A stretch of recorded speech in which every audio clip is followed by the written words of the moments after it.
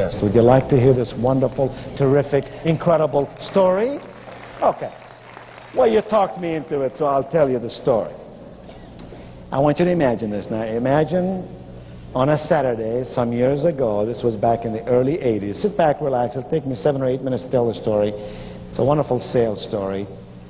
Don't worry about the workbook. Most of it you can read on your own. If you don't finish every page, we'll do it next time.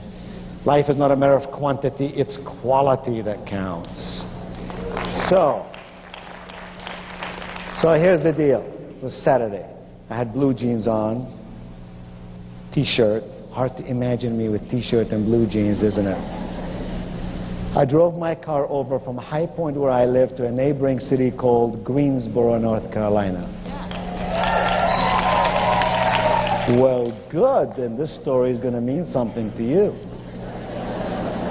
I drove into a place called Pickard Imports, a car dealership that sells Mercedes and Volvos. I got out of my car, walked into the showroom. There were 7 salespeople there, all standing by the wall. Nobody bothered to talk to me except this one young salesperson. I could see all the other salespeople thinking to themselves, this young guy can't really figure out a good customer. He's obviously new. He's obviously inexperienced. And they were watching his activity. He came over to me and he said, hello, sir. How may I serve you today? I liked him already because most people say, can I help you? No, do I look like I need help? No, I don't need help, but serving, maybe I need something. I said, oh, well, I'm just looking around. He said, sir, let me just ask you a question. He said, sir, what model Mercedes do you own now?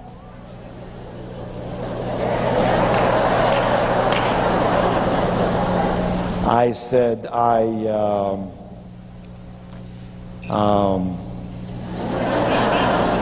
I ain't got one. He said, that's funny because you look like a man who would and should have one. I was falling in love with the guy right there and there. He took 27 minutes to show me every model on the floor, let me kick all the tires I wanted to kick, showed me a 7-minute video, told me why a Mercedes is a car of style. It's not ostentatious like maybe a Rolls Royce might be in the city in which I live, how Mercedes would last forever, how Mercedes would be a great write-off. In 83, 84, we could ride over 7 years and then get another one. And at the end I said, I thank you very much, and I began to leave. He looked at me with pad in one hand and pen in the other and said, sir, may I have your name, please? Wow. A guy with a pad and pen is expecting some stuff. You better give him the stuff. I said, sure, my name is Wayne. And watch to see what he's going to do. A dumb salesperson would say, mister, would you repeat it? I'd say, sure, my name is Wayne. A smart salesperson would say, what? Would you spell it for me, please? I said, sure. I couldn't have said, yeah, it's Q-U-B-E.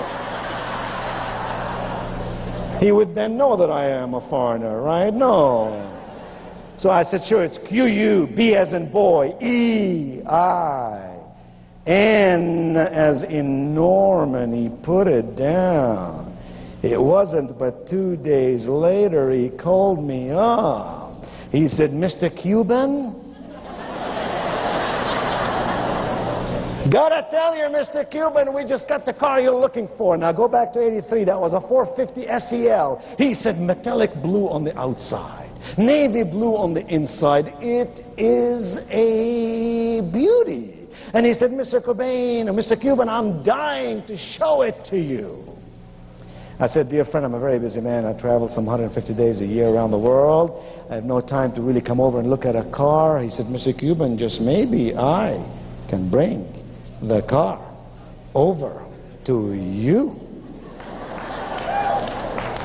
I said, 3:30 today, I'll be glad to see you, but remember, 3:25, you're going to be 5 minutes too early, and 3:35, you're going to be 5 minutes too late. He said, 3:30 it will be, and by golly, 3:30 it was. And it was obvious to me that his manager did not trust him, because he came right along with him. Showed me the car, let me drive it around the block. I fell in love with this machine, and I wasn't even going through midlife crisis.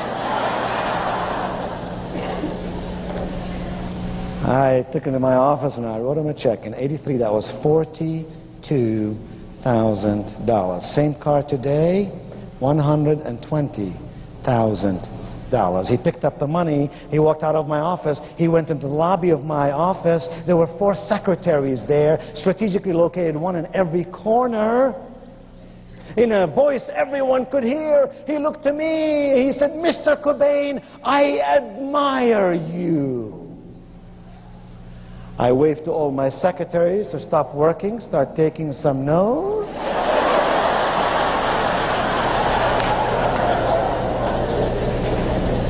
I said, "Really? Why?" I got time.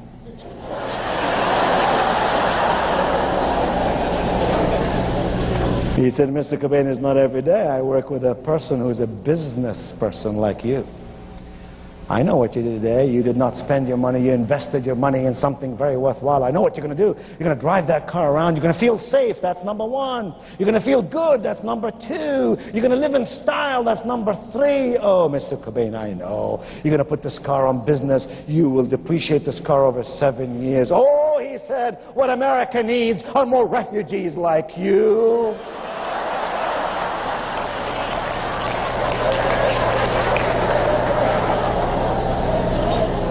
I felt like giving the guy a $10,000 tip, you know what I'm saying? I said, "Oh, well, thank you very much. You honor me with your comments. I really appreciate it." He took 2 steps forward. He stopped. He looked back at me. Now everybody is sitting there taking notes. He said, "Mr. Cobain,"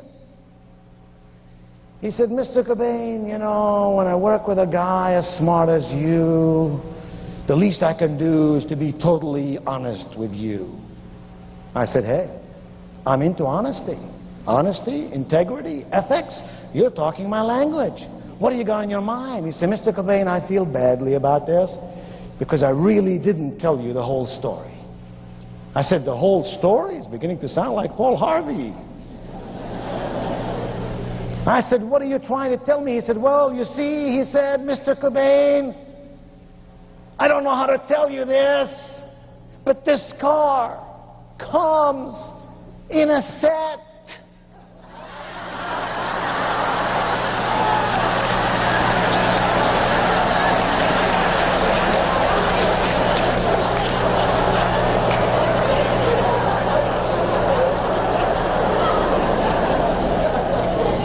I said, "In a what?"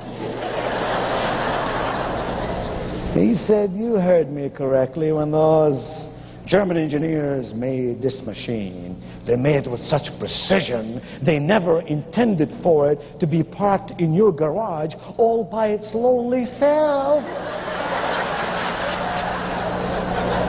I said, "I don't want anyone or anything to be lonely.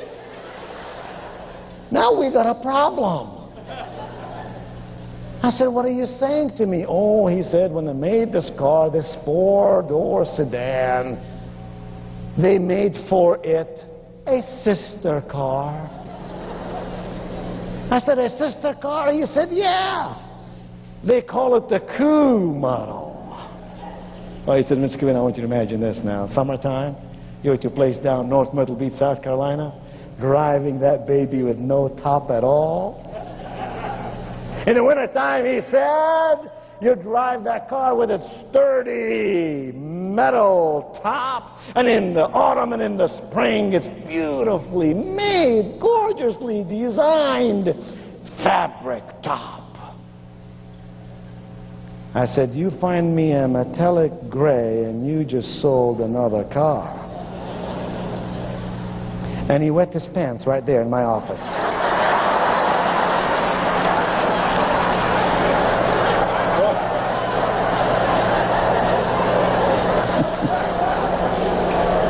We built a little glass house over the spot there. And we put on it, if you want to be successful, you got to get real and get well, man.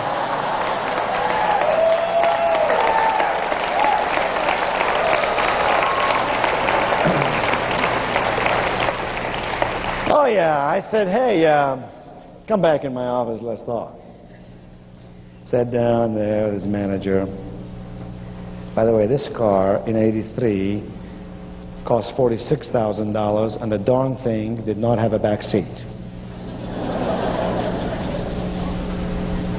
So before I hand you this check, gotta ask your manager a question. Mr. Manager, when was the last time one of your salesmen, sir, sold 2 cars worth $88,000 in less than 20 minutes? He said, never. I said, it ain't never gonna happen again either. Until and unless you teach every one of your salespeople to stop playing God and start being competent. You could not judge a guy with tennis shoes, blue jeans, and a t-shirt.